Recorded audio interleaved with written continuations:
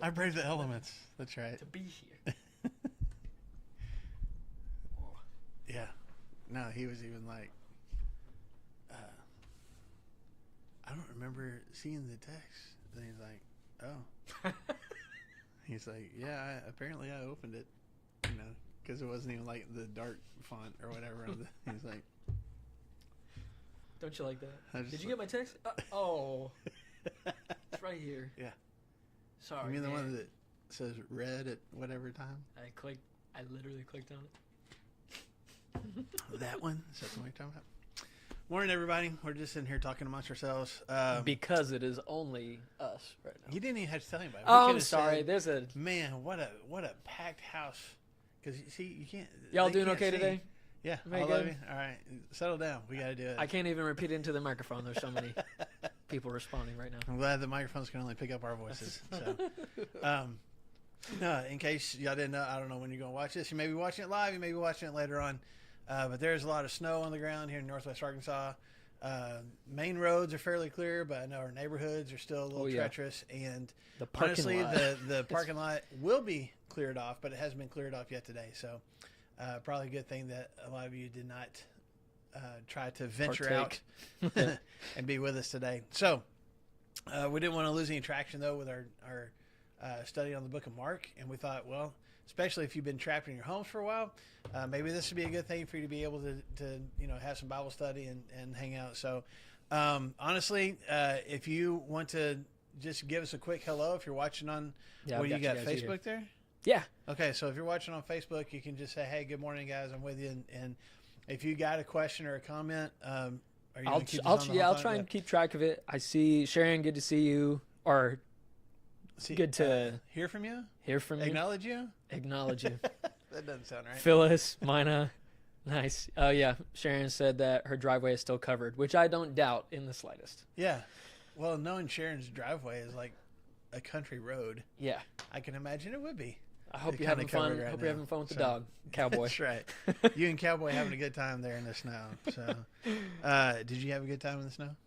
Yeah, it was good. So, as all of you guys know, I've got small kids, and so the very first morning the snow was there, it was 6 o'clock that they were like, "Hey, let's get out here." And I actually quote Frozen pretty regularly to them. I'm like, "Guys, the sun is not awake, so Dad is not awake, and we are not awake. We are not going outside." So they just sat in the dark for a little bit until it came out. But we got out there and we played. Did they just like go back to their rooms and just sit? Of course not. No, of course not. They started making mischief. Okay.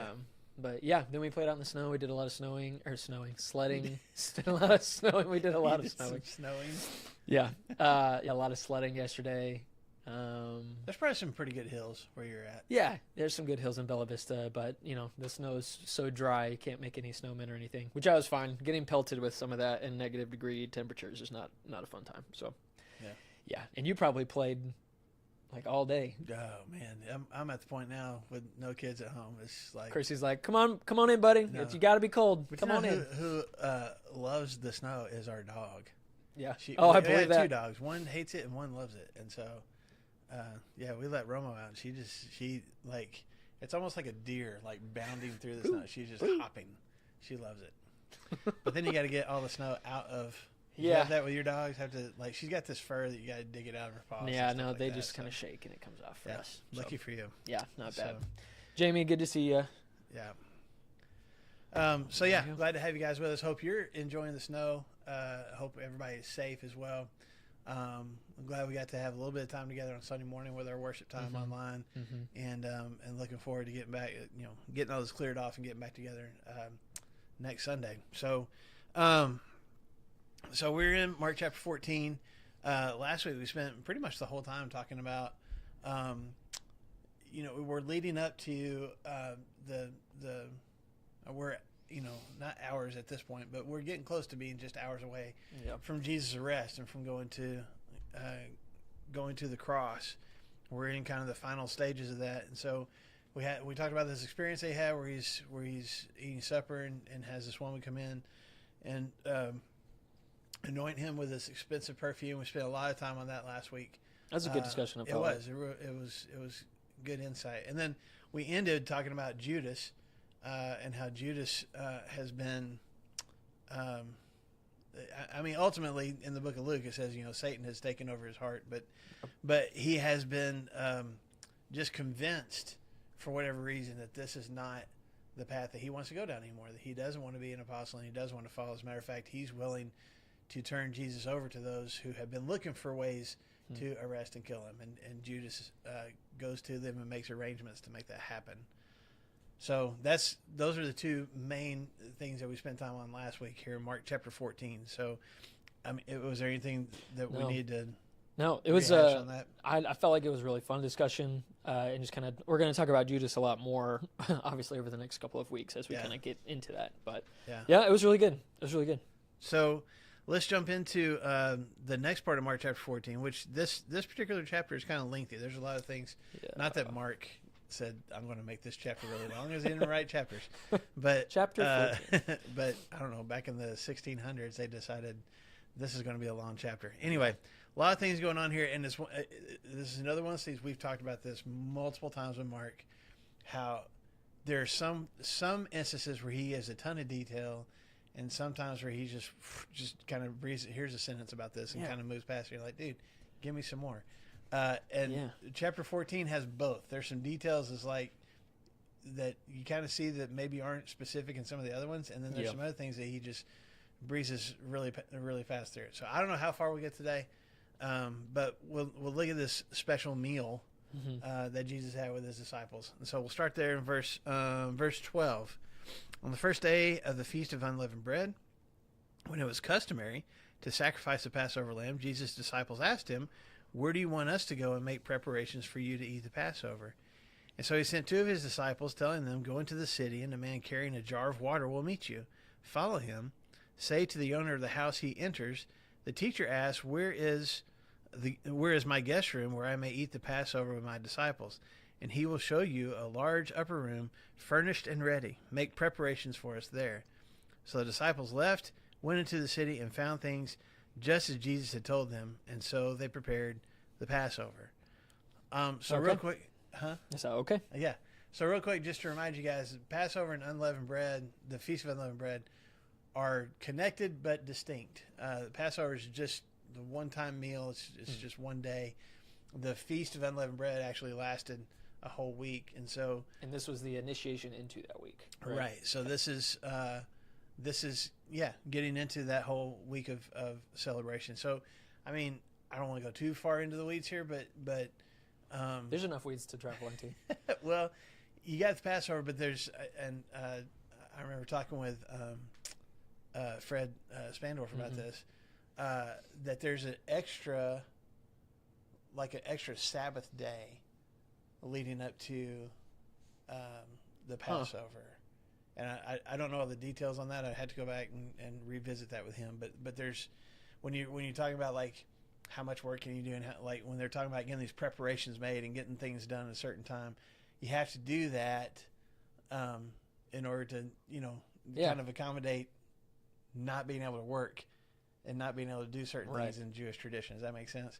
So that's why there's preparation that has to be made. It has to be done ahead of time. That's why Jesus is sending these, or at least his disciples are coming to him and go, "Hey, there's kind of a time limit here. Where do you want these preparations made?" And Jesus tells them, I just got a few things on this because I got more about what happens when they get in the room. Yeah. So, but Jesus tells his disciples, go into the city. We're assuming the city of Jerusalem. He's been going into Jerusalem and then back out to either Bethany or Bethphage or Bethpage. But when it refers to the city, usually that would mean the city of Jerusalem. Does that make sense? You agree with that? Yeah. Okay. I gotcha. Okay. So, go in the city. Here's this guy you're going to find. Follow him to his house. Ask the guy there, where can we make preparations? He's going to show you to an upper room. So, either this is a miracle, where some random guy carrying a water jar meets these guys, and they're like, "We're going to follow this guy," and then it all kind of works out. And they fall into his house, and then they tell, "Hey, the teacher," like some random person called the teacher, here's what's going to happen, wants preparations, and they get preparations made. Or this is an unnamed person that Jesus probably knows ahead of time, and yeah, and and wants to make that's kind of arrangements I kind of go back to the triumphal entry, which happened just a couple of chapters ago, of like Jesus is like, hey, once you're going to the city, and then you're gonna find a colt tied up, and then some people are gonna be like, hey, what are you doing? He says, hey, the teacher has need of it, and they're like, oh yeah, go ahead. And it's like, well, do we? Are we stealing a donkey Yeah, here? are we stealing a donkey, or was there preparations made before by Jesus but secretly? Yeah. Or was there, or is it a miracle of where they said, yeah, no, that sounds good. And it's interesting here, just at the beginning, the disciples are like, where do you want us to go and prepare for you to eat the Passover? So they know as disciples that it is their job to prepare everything for the rabbi, because this is going to be this is a big deal. This is the holiday of holidays. Right. Like we're gonna celebrate the Passover here together. And Jesus is like, that's a good spot over there.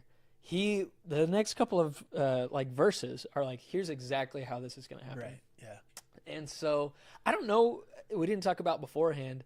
I feel like it's either. Actually, I'm not sure. I feel like it's maybe a little bit of a miracle, but also a little bit of control from Jesus too.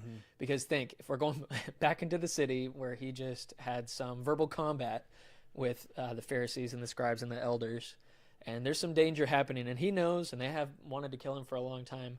There's got to be, and he knows that he's going to be betrayed, and he knows how all that stuff is going to happen, but he's going to control all of it by having already made prior arrangement, even outside of his 12 disciples, made prior arrangement to see this guy that's going to be carrying a water jug, which there's one guy, I'm not exactly sure how viable this is, but it was something that I heard, that traditionally it was not the men's job. Men wouldn't normally carry water jars. Right. That was traditionally a woman's job, I guess. Remember, this is just what's happening in the text. Normally, men would be carrying water skins, like there's little flasks and stuff like that, pretty much.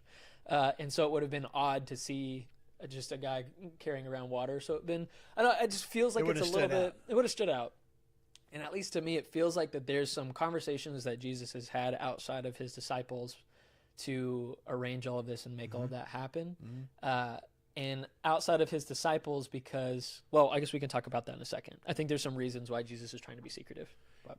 Agreed. I think, to your point, like how many times has he come in and out of Jerusalem over the last week, going into the temple courts and having these different conversations, and not necessarily all those things happening in one day. So at some point with all these crowds around, there could have been somebody they had a conversation with. It's like, hey, Passover time comes, I'm coming to your house. Yeah.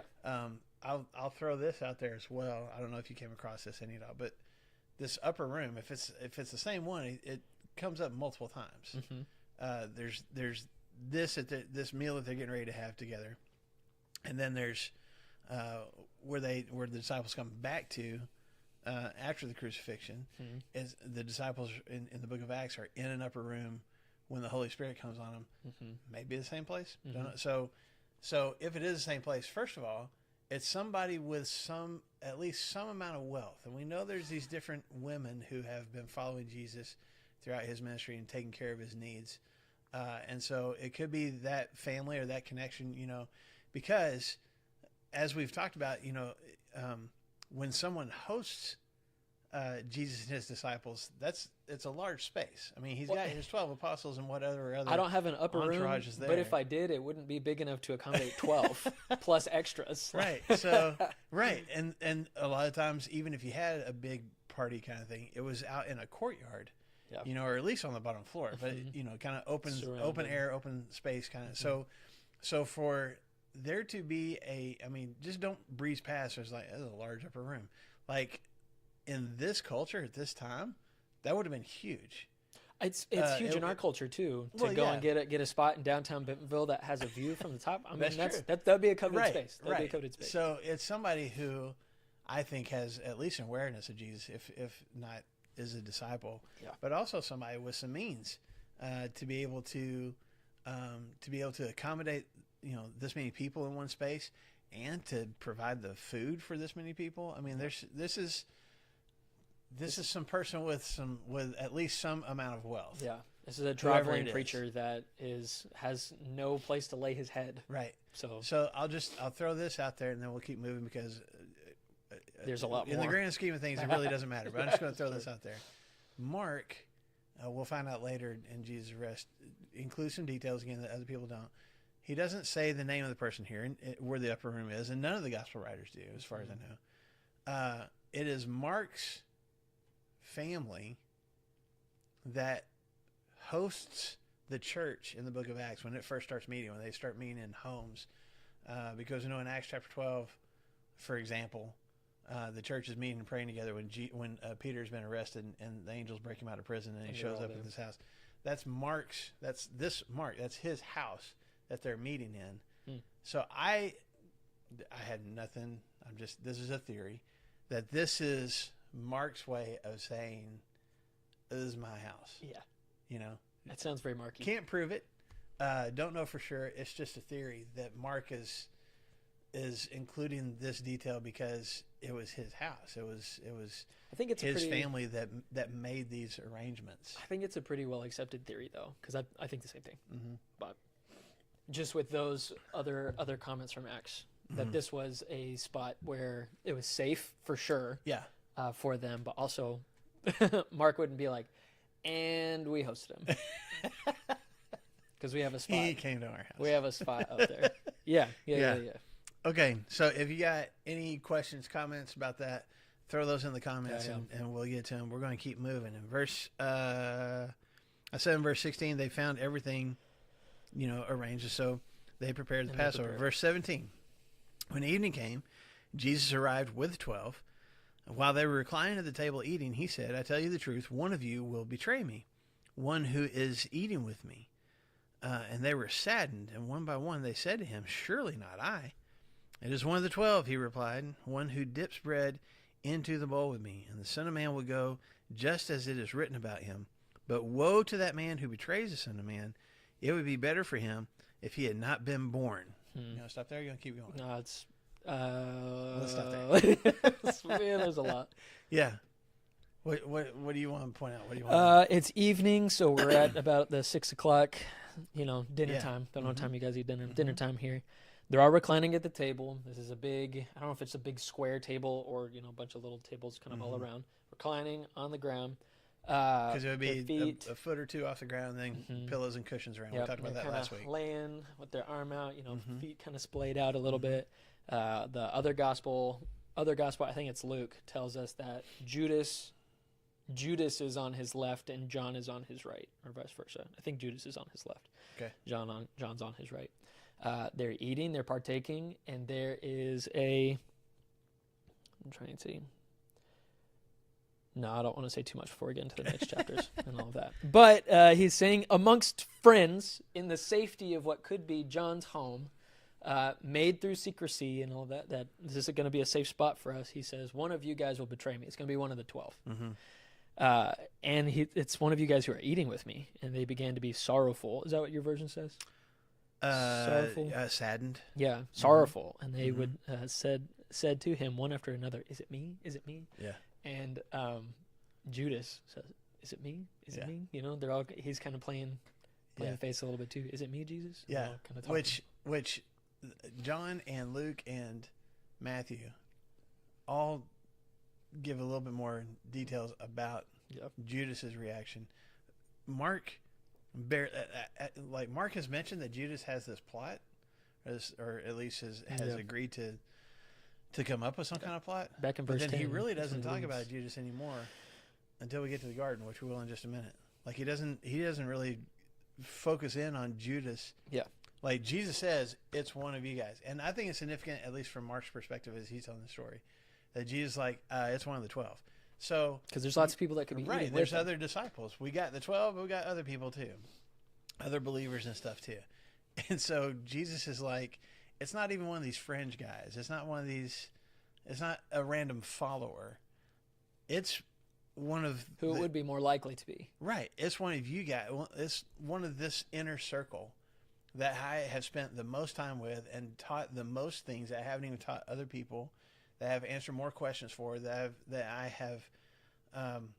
have witnessed them getting to, being given the power to do what it is that I'm doing. Yeah.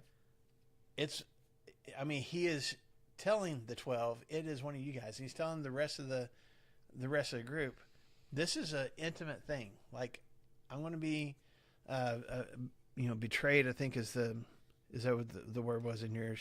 Betray me. One of you will betray me, and that Greek word for betray there just means to deliver something or hand something over, so or to pass on to somebody. Yeah. So the same word. This is interesting to me. The same word that Paul uses in 1 Corinthians 11, where he says, "Hey, I got this information and I passed it on to you about Jesus and stuff." It's just like that is the literal word. This like we have this sinister kind of perception of betrayal, rightfully so. But the literal Greek word here is just I have something that I'm handing over to someone else, which is exactly what happens. It's transactional. Yeah, and it really, to me, knowing that Judas is going to be the one to do this, it's like he doesn't see Jesus as the great rabbi anymore. Yeah. This is a transaction now. I am handing someone over and getting some cash back. Yeah. Like he's taking the significance, I think, of Jesus away. I don't know how to say that. I'm not articulating that very well. Yeah, I think it kind of just portrays who Jesus really was to Judas, that he was somebody who could do incredible things and said incredible things, but he was not Judas's Lord. Mm. He definitely wasn't. I guess that's it. This is a means to an end for Judas. Yeah. And that's really what it's going to pan out to be. Yeah. The other piece of this, as again, we're talking about the closeness of whoever the person is that Jesus doesn't name. Yep. He says, this is a person that's dipped bread in the bowl with me. Which I always thought Jesus has, like, the bread, and he's like, it's me. And Jesus is like, oh, man. Yeah. Hold on now. Which they're all dipping bread into That's the whole thing. So we'll talk about this in just a second. But yeah, we got the Passover meal, and part of the Passover meal is having, like, there's a bunch. It's like when you have, I don't know, a big Thanksgiving meal or something where all the dishes are out here and everybody's kind of grabbing stuff. You got different things spread out on the table, and part of it would be you'd have these different vegetables along with your bread. And you'd have these mixtures of things to dip that in. It's still a Passover meal nowadays. And there might be just some oil and vinegar. There might be this pasty kind of, almost like horseradish sauce kind of tasting thing, because it's supposed to be bitter. We'll talk about that in a second. But it was just very common for everybody to be, you dip your vegetables in, you dip your bread in. That's part of the meal. So everybody's doing that. Right. So everybody's dipping into different bowls. But there's also... there's an intimacy to that. Like, it's not somebody on the outside. Like, this is somebody here that I am dipping bread in. Well, there's probably some of those guys like you said, did I just use the same bowl that Jesus did? Peter's like, I'm not eating any more bread. I'm done with bread tonight. But I think it's also why they are like, is that me? And I'm not going to. Yeah, you examine your own heart. And, this is the one thing you can draw from all that too, is that none of them are all like looking at Judas like it's gonna be you. Which because we have hindsight, and because every single time that Judas's name is mentioned, it says it's Judas, the one who's gonna betray Jesus. Yeah. So it's like we always knew the man that Judas ends up being at the end. Yeah. But it's lost on the disciples because he's been with them. He's done the same things that Jesus has done. He's gone out 2 by 2. Yeah. Like he's done all of that stuff. And so they're all like, it's no more Judas than it is Peter or John or any of the other guys. Right. Well, and they also don't know how soon this is going to happen, because it's not like Jesus is like, okay, here in a few hours. Here's, at least initially. Right. At least initially, he's not saying that. And so I think there's also the sense of, well, okay, is that on down the road? Is that like somebody eventually is going to betray? They don't know. And only Judas is probably sweating a little bit, or trying not to make eye contact. I got to save face. Or it was, well, we know from some of the other gospel writers, Jesus was like, not me, is it? Yeah. Like, totally facetious. Mm-hmm. So, again, any comments that y'all want to make about that, feel free to submit them. Brandon's got the comments open here, so if you got some questions about that. And he also goes ahead, Jesus here says, woe to that man who betrayed the Son of Man. It'd be better for him if he had not even been born. That's just kind of a harsh. Yeah. It's interesting for Jesus to say something like that, like because the person that is going to do that is sitting right there with him, right to his left, directly to his left. It'd just be better if you weren't born. And the truth is that whether or not Judas was going to play a pivotal part in this didn't really matter as much as Jesus' death is going to come, and it's going to happen because the things that Jesus himself, but God Almighty, has set into motion, once those things are set into motion, that's the way it's going to play out. Yeah. And Judas still, he's already, back in verse 10, he agreed to betray him. He still has a chance. He still has a chance to repent, but it just looks like that he's too far gone. Yeah. But how harsh for Jesus to say it'd just be better if he wasn't born. Yeah. I don't know. I don't know if that's. I didn't do enough research about that sentence. Yeah, I don't want to do a whole deep dive into this either, but it just makes you think in this moment. Honestly, in this moment, Solomon talks about in Ecclesiastes when he's looking at what he considers to be the meaninglessness of life, and even says like he even alludes to the fact that like it's better to be not born than born because it's just a waste of time anyway.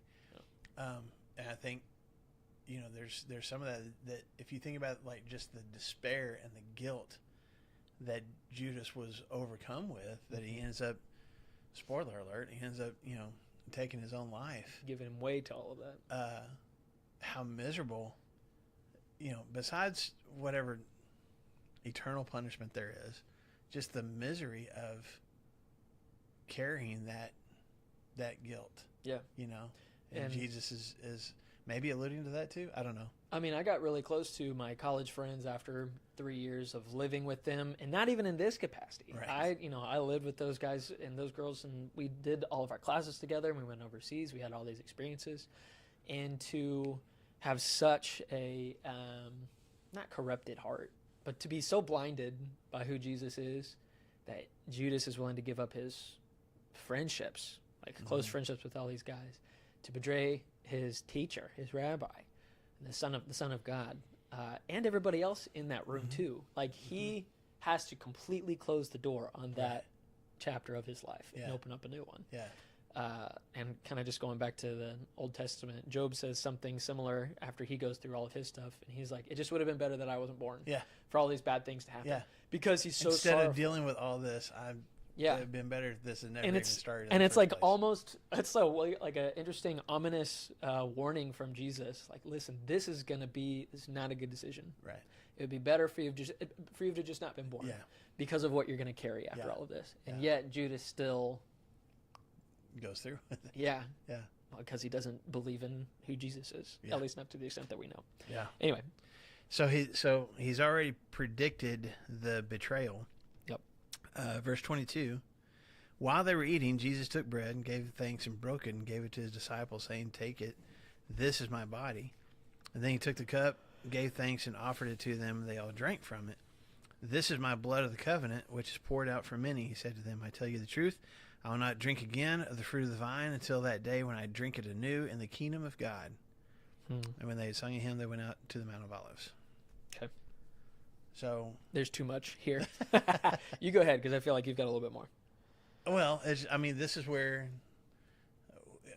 we talk about Jesus instituting what we call the Lord's Supper, what we observe as communion.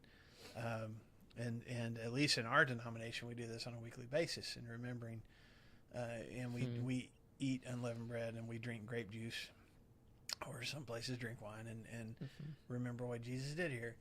And that became a tradition for the church. Paul talks about it in the book of 1 Corinthians. And so but it would have been, there's nothing in here where Jesus, he says stuff about like, hey, when you do this, I want you to think about me or remember me. I remember what I just read. He's just talking about the food that he's eating right there. Yeah, this is my body, and then this blood of covenant. And if you look in other Gospels, he says whenever you eat this bread and drink this cup, Do this in remember me. So Mark, again, that's not much details that Mark I know gives this us is here. what, 4 verses? Yeah, compared to some of the other gospel writers. But it's not like Jesus, pauses and says, I am now instituting what shall come to be known as the Lord's Supper. And, it's not that formal. But it's something that I think is important. Obviously, it's been important over the centuries through Christianity. Yeah. No, go ahead. No, you go ahead.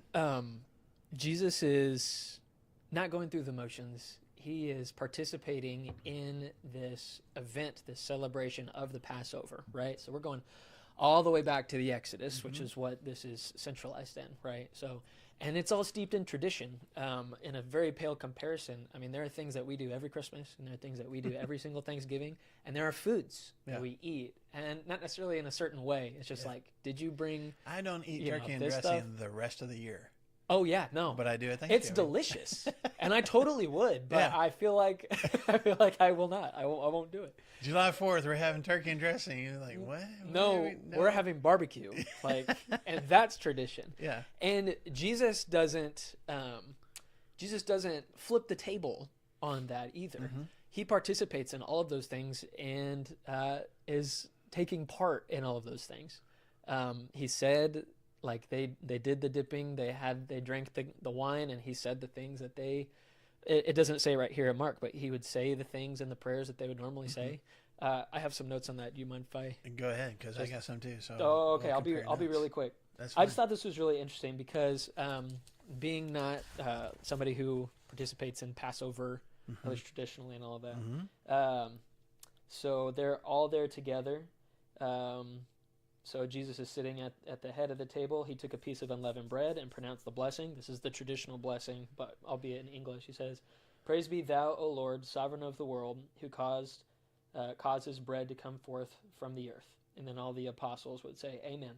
Jesus takes the bread, and they're all kind of chewing in silence. And then it says that he says, "Take, this is my body." And then just kind of, interesting. And then they finish that part of the meal, and then Jesus speaks again, and he says, "Speak praises to our God, to whom belongs what we have eaten." And the disciples would say, "Praise be to God for our food that we have eaten." And then he would drink another cup of wine and say, May the all-merciful one make us worthy of the days of the Messiah and of the life of the world to come. He brings salvation of his king. He shows covenantal faithfulness to his anointed, to David and his seed forever. He makes peace in his heavenly places. May he secure a place for us and all for Israel. And you say amen. And then they would say amen. And then Jesus, after that, they're passing the cup around, says, "This is my blood of the covenant, which is poured out for many." Yeah. So it's not like he throws the table over on exactly what's happening, but he is instituting something new. Yes. He's changing the meaning of it. Yes. Yeah. Yes. So to take what you just said, take it a step further. Yeah. And if you've been a part of Flagstone for a while, I've talked about this in the sermon a couple of times. Matter of fact, years ago, when we were in our older worship area, I had a table set up with some dishes and stuff on it that would have looked. I didn't have all the food in it, but just it would have looked like the at least kind of similar to the setup. So there's a typical Passover meal. Depending on what scholars you look at, you got anywhere from I don't know, 15 to 18 to 20 steps through the whole thing, and you would have at different parts you would have recited prayers or recited sayings or scriptures that you would quote or a song that you would sing or whatever, and they still do that. Yeah. So and it was memorized. It was all a part of like whenever and you had I'm to do done, it right too. Whenever I'm done saying it the right way, then I would pass it down to my son, who would then become the head, and he would say things the exact same way. Right. So one of the big things about this was there were 4 different cups of wine that were set out for all the guests. You had kind of your setting, and this when he says go make preparations, that's a lot of preparation. Yeah, you had to have all these different cups of wine, the dishes, and all that kind of stuff. But the 4 cups of wine, there was a different blessing, like what you just said, that was pronounced over each one of those cups of wine, and other blessings throughout, but for sure at each one of those, and that was based on Exodus chapter 6, when God is getting ready to lead his people out of Egyptian slavery, and he says, I am the Lord, and I will bring you out from under the yoke of the Egyptians. I will free you from being slaves of them. I will redeem you with an outstretched arm and with mighty acts of judgment, and I will take you as my own people, and I will be your God. And then you'll know that I'm the Lord your God who brought you out from the yoke of the Egyptians. So the 4 promises there in that part of Exodus are, I will bring you out, I will free you from being slaves, I will redeem you, and I will take you as my people. So at the beginning, you had these different steps. Okay, so you got the first blessing over the and everybody drinks 4 cups of wine. You talk about how God's going to bring us out. They would tell the Passover story and how God's going to bring us out. And then you had this bread, and part of it was blessed, and part of it was broken in half, and you would hide it for the kids to find later, which is kind of interesting. And then, like I say, you tell the Passover story over the second cup of wine. You would pronounce this blessing that has to do with being free from slavery, and that's where you would eat the bitter herbs. You would be reminded of the bitterness of slavery and the reminder of poverty and stuff like that. And then you have the main meal, which is the roasted lamb. That's what God told his people to eat, the night that the death angel came through and killed the firstborn of the Egyptians. And then you have another blessing, which is probably similar to what you just read. And then they would send the kids out to go find this broken piece of bread, and whoever found it would bring it back, and they would get like a prize, like a toy or something, like to get the bread back. And so they would redeem their piece of bread. I will give you this if you give me that bread. And then they would talk about how God redeemed his people. He bought them back out of slavery. And then they would, pronounce this blessing over the third cup of wine. Then they'd have some psalms that they would sing, some things that they would recite. And then the fourth cup of wine, they're talking about how we are now God's people. We are in this relationship with him. So different scholars have different, opinions about when exactly Jesus, when in the meal. I went through very quickly some of those stages, but when in the meal this happened. And I subscribe to the theory that it's during that third cup of wine when Jesus is talking about, and when the Jewish people would traditionally talk about redemption, buying back, because you bring this bread back. When the kid brings the bread back, you give the kid the toy, you redeem the bread back, and then you break that. In the traditional Passover meal, you would break that bread and distribute it around the table. Yeah. So when it says Jesus took the bread, broke it, gave it to the disciples. Possibly from the child. Yeah. So there's probably cool. some little kid there in the upper room. They hid the bread and brought it back. And then for him to say, this is my body, and you pass it around. And then there's a blessing you're supposed to say over the cup of wine. And instead of the traditional blessing, Jesus says, this is the blood of my covenant. We're talking about redeeming. Covenant. I'm redeeming you. With both of those things, I feel like that's where it fits best in the traditional Passover meal. For it the bread to traditionally be broken and passed around the room, which Jesus does. And then to bless the cup, which he would anyway, but pronounce a different blessing over it than he traditionally would. To your point, I wonder if, as he says, this is my body, and hands it out, I wonder if there are any of the disciples who are like, that's not how it goes. He said the wrong thing. Why did he say? Those aren't the right words. He muttered something. What did he say? What? That's not what... I mean, think about that whole thing that you just read. Like, we're waiting to say amen to something, and he didn't say it yet. That's the, sometimes you get, this is exactly how it goes. Sometimes I feel like that in church, which is unfortunate. Yes. But it's like, wait. We sang an extra song or, something, which is why we're trying to change it up. During this song. Yeah. And whenever those things happen, it's really loud. Yeah. Without drawing attention to it, you're drawing attention to it. Exactly. We're, yeah. And Jesus says, this is my body. Take and eat it. And you're like, what? So, like, okay, we will. Wait, what? Yeah. But it's just but then really. When he says the thing over the wine, it says, this is my blood. And you're like, no, you're supposed to talk about redemption. And Jesus, without It's the again, lamb's without blood. saying It's it, not your blood. It's right, the lamb's blood. without saying it, Jesus is kind of like saying, I am talking about redemption here. I am going to redeem you. I am going to buy you back from darkness and sin and death. My blood is going to do that for you. And they obviously don't get it in the moment. But I think we're also 3 years into this where the disciples are like, all right, just whatever. Man, you know what? I'm just going to take it.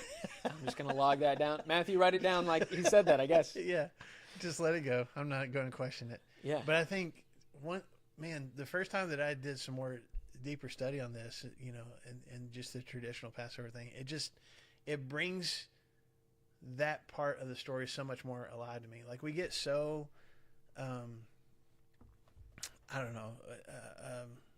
desensitized, for lack of a better word, to some of the things that we traditionally do with worship, communion being one of them. We just know at some point we're supposed to pass out some trays and have some bread and have some juice, and then let's keep moving. And we've been told that it's wrong, or we should feel guilty if we don't do that on a Sunday.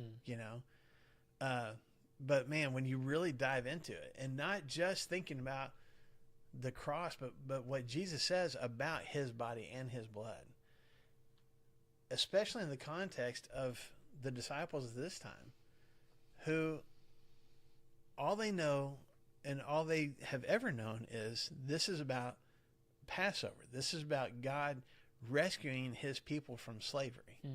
And we retell that story and we remind ourselves, hey, we used to be slaves and we're not anymore, because we've been redeemed. We've been bought back, and we are now God's people. And Jesus is not obliterating that and going, that's not what it means anymore. Jesus is going, you're exactly right, but let me make that even more clear for you. This isn't just about getting out of Egypt. This is getting out of sin. This is setting you free from death. This is, I am redeeming you to freedom and hope. Yeah. Well, the problem with what happened in the Exodus was that, I've heard another theologian say it like this: you get the people, you free the people from the Egyptians, which is great. They were like bought and brought to God. But the thing is that they still had Egypt in them. Yeah. Like they were brought and they had actual freedom. But from the moment that they were brought out, they were broken people. And yes. up until this moment, they have always been broken people, us included. And so what needs to happen is we're not just actually physically freeing you from slavery. Jesus says, now I'm not discounting that. I am taking all of that inside. And now I think this is kind of why there's a little bit of secrecy and some like secret agent stuff that's happening with how we're going to get into this place, and you're going to see this man, and it's going to be here, and it's going to go and happen all in the same way where the disciples don't really know what's going on, because Jesus says, this is the most important conversation I'm ever going to have with you guys. I've told you guys about what it means to be a part of the kingdom. I've displayed what that looks like by being freed from physical ailments, but I also talk about what the greatest commands are. Yeah, and I'll give you guys all this information, but this night he is in control of this entire thing, because this is the most important thing. Yes, I'm not just a good teacher.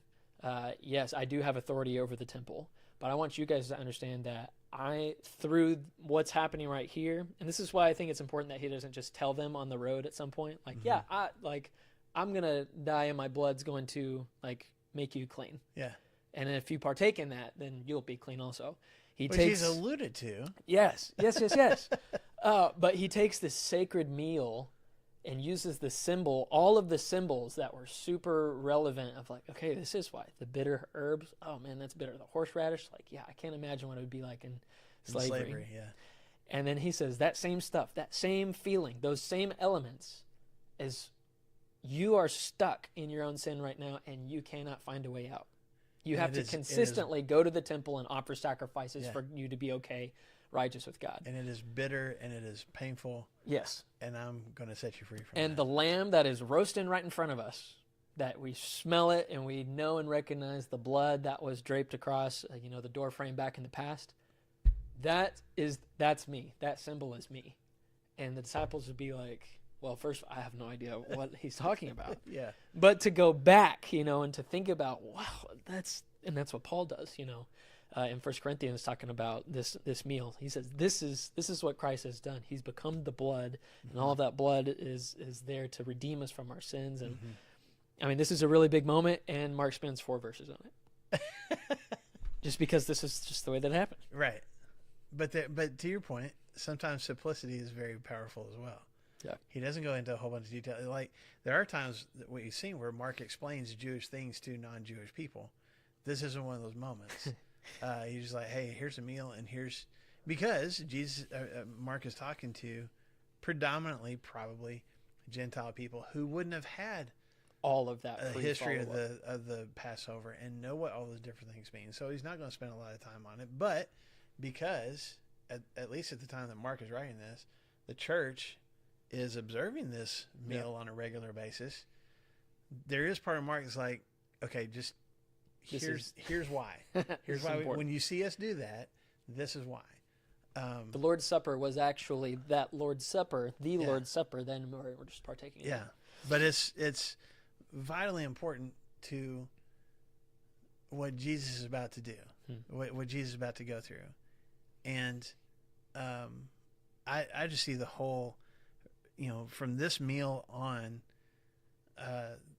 man, especially when you look in the Gospel of John above all others, where Jesus, you just get this sense that Jesus is like, I'm running out of time. There's so many more things that I want to tell you before this moment happens, and I don't have the time. But I want to try to get this across to you the best that I can. And this is one of those moments. So we don't have any of the disciples' reactions to any of these things as far as we know. Besides, they move on in verse 26. Yeah, but some are like, he didn't say it right. Yeah. And somebody else is like, don't say anything. We still don't know what he meant by the whole die and rise again in 3 days. We don't know what that means, so just let it go. He's already talking about people betraying him. Yeah. I'm not going to be one to question anything right now. Are you the betrayer? Anyway, okay, we got a few minutes. Let's keep going. So, according to Mark, they sing a song, which would have been probably even traditional during the Passover meal. Yeah. And then they go out to the Mount of Olives, which they're going to end up in a garden called Gethsemane. But we've talked about the Mount of Olives compared to Jerusalem. It's on the east side. There's a valley in between called the Kidron Valley. And this would have been important that that they're in Jerusalem and they go to the Mount of Olives, because there was only a certain distance. That's why I was talking about the Sabbath. There's only a certain distance that you could walk where it wouldn't be considered work. And so it's the, this is in the evening, the sun's down, it's dark, and there's no street lights or anything. They're just walking through the dark across. But to this mountainside where Jesus has already been before with his disciples, looking back at the temple in the city of Jerusalem, and that's where they go again. It wouldn't be completely uncommon. It might feel a little bit odd that they're doing it at night, but it's not. There's still nothing about this that they are thinking to themselves, this is weird. Yeah. Besides what Jesus said at the meal. Yeah. This wouldn't be completely out of the blue. Yeah. Going to the Mount of Olives. Verse 27. You will all fall away, Jesus told them. Okay. Well, that's harsh. For it is written, I will strike the shepherd, and the sheep will be scattered. But after I have risen, I will go ahead of you into Galilee. And Peter declared, even if all fall away, I will not. Oh, come on. I tell you the truth, Jesus answered, today, yes, tonight, before the rooster crows twice, although I got a footnote that says not all the different manuscripts say twice, but before the rooster crows twice, you yourself will disown me 3 times. But Peter insisted emphatically, no. Even if I have to die with you, I will never disown you. And all the others said the same. They all said the same things. Yeah. So I love their gusto, though. It's famous part of the story here, and Jesus, this is one of those times where he's really blunt with him. You're going to fall away. You will all fall away. Yeah. And the disciples, maybe not in their arrogance, I'm sure that they thought, man, if even the worst happens, whatever that is, man, we will stick with you. Right. Because this is their rabbi. Yeah. You stay with your rabbi no matter what. His life has been threatened already. There's already been plots to kill him in the past, and they've stuck with him. So why? And then The other piece of this is the Greek word here for fall away is used in a variety of different ways in Scripture. And more often than not, it's used to talk about stumbling or falling into a trap. And so I think it's interesting that our English words we talk about, you're going to fall away, and Jesus is at least according to Mark, is literally saying you're going to fall into a trap. You're going to be ensnared. Something is going to cause you to you think about an animal walking through the woods and all of a sudden it's trapped. Like, that's going to happen to you. And of course the disciples are like, Peter especially. Correcting Jesus. Jesus, you just said we're all going to fall away. Yeah. We're not. We will not do that. We will not fall away. It's interesting that you say that, because I think of the word, you will all fall away, and it's easy for me to see. I mean, I will strike the shepherd and the sheep will be scattered. So I think of falling away. It's like, they're all away. But what's interesting is that spiritually, that's exactly what happens, because Satan sets out the trap. Like, you guys going to stay? Are you going to be killed too? You going to be killed? And they're like, I'm going to take that bait. And then they run and they flee. So they do get trapped. And even whenever Jesus prays for Peter, that he says, Satan's going to sift you like wheat. Yeah. I pray that you won't, fall into temptation. And they do. They all fall and bite that, and like they're trapped by it, and they all run away. Yeah. Some of them naked. And then he goes on, Peter, in verse 29, even if all fall away, even if all get trapped, it's an emphatic statement. I will not, right? Which is very Peter, is like this, like, I don't know if you'd say blatant arrogance. A little bit, though. Yeah. Yes. These guys, that's what I think. These guys over there, Jesus, you and I know. Even if everybody else. Yeah. We know they're liable to fall away. Yeah. But not me, Jesus. I won't do it. I won't do it. Yeah. I do think there's an element of pride here, for sure. But I also think, like, Peter's not kidding. Yeah. Like, he really feels like. I think it's genuine. It's the pride, and like, hey, even if everybody, because, I mean, let's be honest, Jesus, they're all going to fall away. Thaddeus? No. Thaddeus? You think he's going to stay? You think Thomas is going to stay? I don't think so, buddy. But this is the rock we're talking about, right, Jesus. Right.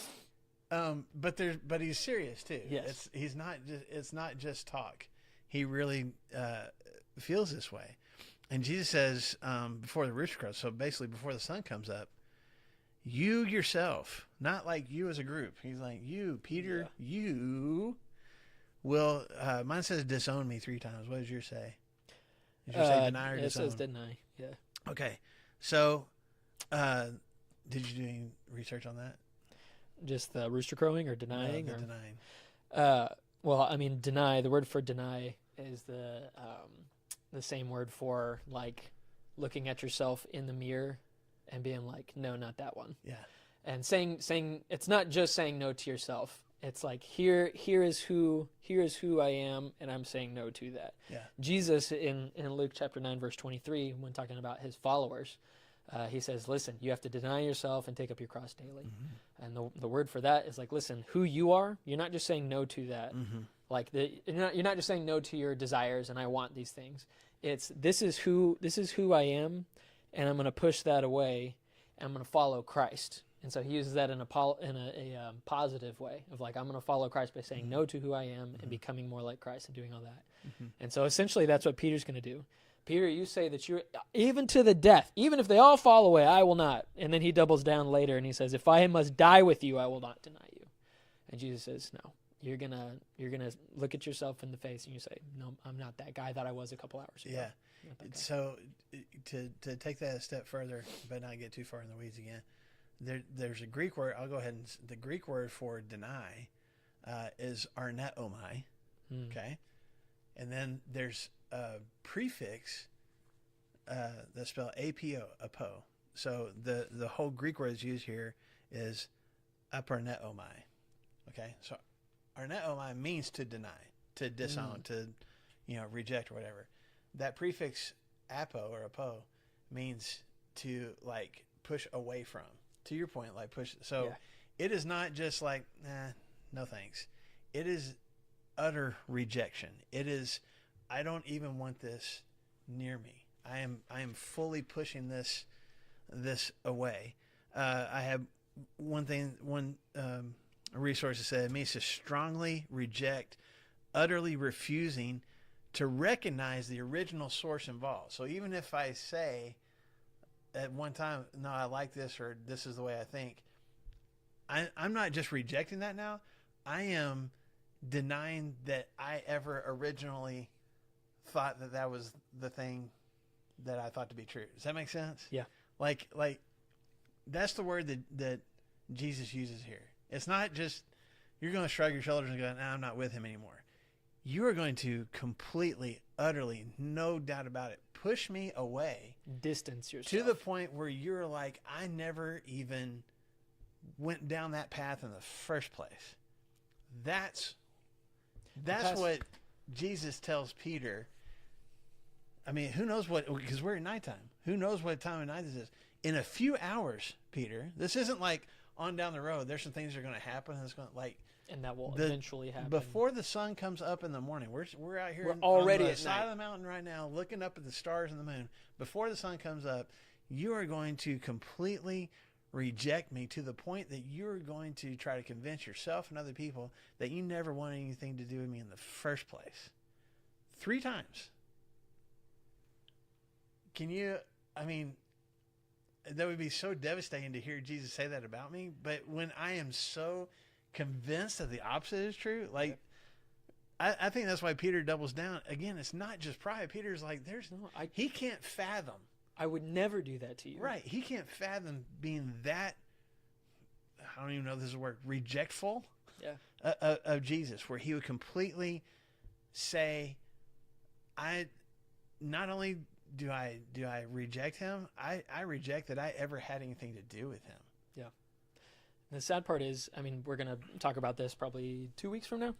Whenever Peter denies Jesus, he does that, and he does it 3 times. I'll just mention this one. Same chapter, because 14 is super long, just as Mark intended it. Verse 70. Okay. This is the 3rd time that he's denying. He says, "But again he denied it. And after a while, the bystanders again said to Peter, 'Certainly you are one of them, for you're a Galilean,'" right? So they are associating. Mm-hmm. So they're not seeing the denying connection. it. Yeah, they're seeing the connection right here. This is the sad part. In verse 71, "But he began to invoke a curse on himself and to swear, 'I do not know this man of whom you speak.'" I don't even know him. Right. Oh, Jesus, never heard of him. Like, that would be almost impossible at this time, too. Like, Jesus, traveling priest? No, I don't even know him. Yeah. And he says, "Immediately the rooster crowed a 2nd time, and Peter remembered how Jesus had said to him." Something that we'll talk about more in 2 weeks. Yeah. Is that not only is he like spiritually distancing himself, he's like, no, I don't even know the man. And there's a servant girl that comes up and is like, "Hey, you kind of have that Galilean accent. Yeah. You're that guy." Yeah. He's like, "No, I don't know him." I can't get over it. In verse 71, he began to invoke a curse on himself and to swear. He does something to physically show with his words by putting a curse on himself. We're going to investigate that more later. Mm-hmm. But like, I'm going to show you guys just how serious that I am. Like, I'm invoking curse on myself. No, I'm not even close to it. May God do something horrible with me. Yeah. Is what a curse would involve. And he does that to bystanders. Yeah. These aren't guards. These aren't people that can arrest him or anything like that. And he's like, so I'm spiritually doing that, but I'm going to show everybody else too. Yeah. By invoking a curse upon myself. Yeah. I'm going to distance myself with that. Oh, I just hurt for Peter. But he moves, man, we're already getting way too far ahead of ourselves. But he does move as Jesus predicts. He moves from just saying, "No, I'm not a follower," because that was the question. Yeah. No, I'm not a follower. No. And that would have been a denial. That would have been Arnett, oh my. Yep. No, I'm not a follower. But that last time where he says, "I don't even know who that guy is," that is the fulfillment of what Jesus says here. Yeah.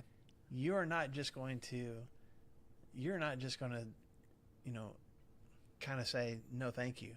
You're going to utterly reject me to the point that you are not even going to acknowledge that you were ever connected with me in the first place. That's the prediction, and that's what ends up coming true. regardless of the fervor of his heart, the genuineness in his heart of I will die with you. Yeah. And that's the thing I try to give Peter the benefit of the doubt. There is this pride. You can't remove that from it. Yeah, I think that's why he stands up in front of everybody else like, no, I would never. I would never. Which is why Jesus makes the prediction that he does.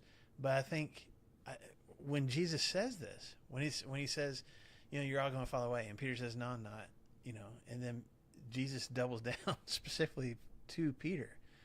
Okay, not only are they all going to fall away, they're going to scatter like sheep. You are going to completely reject me. And Peter can't fathom how that could possibly be true.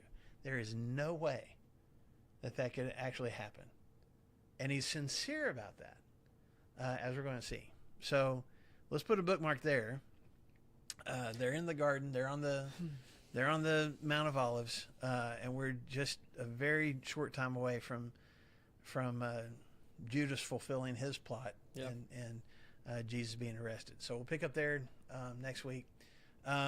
Thank you guys for commenting. Thank you guys for at least checking in, letting us know you're okay, and letting us know you're online. And feel free to share this with other folks. Hey, we had this Bible study today. It'd be really cool. Still stuck at home? Yeah. Point people to our Facebook page, our YouTube page, and let them be a part of this as well. And you guys just have a good rest of the week.